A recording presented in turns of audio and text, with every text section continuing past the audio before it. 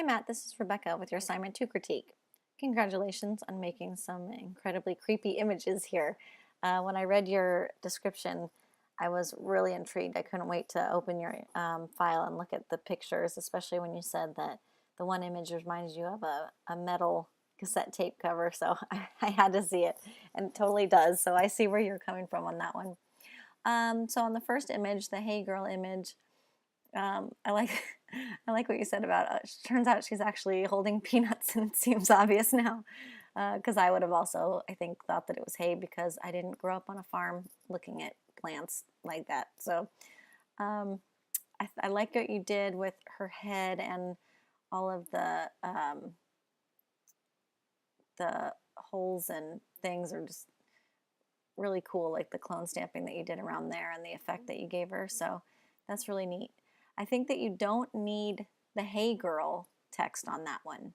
You only needed to incorporate text on one of the images, so I really don't think that one needs it. I think that it is also a little bit confusing, so feel free to eliminate that as long as you feel like, you know, if that's something you want to do. I think the clown makeup on the second image is really well done, and the little girl's, like her expression and her kind of glare into the camera lens is really good, like creepy on its own. So great job there. That was a really good idea. The third one is also very well done, and I love the little crucifix that you added in her hand, and it's just nice and super creepy. So congratulations. The only other changes that I think that need to be made that would make this a little bit stronger is I think that these two images deserve some more space between them, and that all of the images deserve a border all the way around them.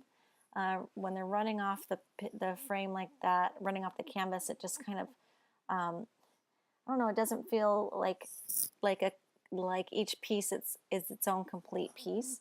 So I think that if you could just decrease the scale of each of the images and give them a border all the way around, then it would make them seem a little bit more separate, and make the overall piece seem a little more clean.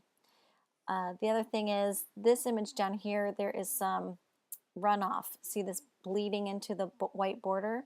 So I recommend taking a really soft brush and just adding a bit of gray around the bottom, almost like a vignette, to try to close up, to create a line that closes that up there. So you would do that on the JPEG before you transfer it to your triptych canvas. If you try to do it here now, it'll bleed, obviously it'll bleed over into the edge. You could make a selection around the edge here if you didn't want to, do it on a separate file, and then paint within the selection so that it doesn't bleed over. So that's another option that you can do too. Other than that, I love these concepts. I love that this started from something that you were working on your own, and I'm glad that you had so much fun experimenting and that you really pushed yourself. So great work. Keep it up.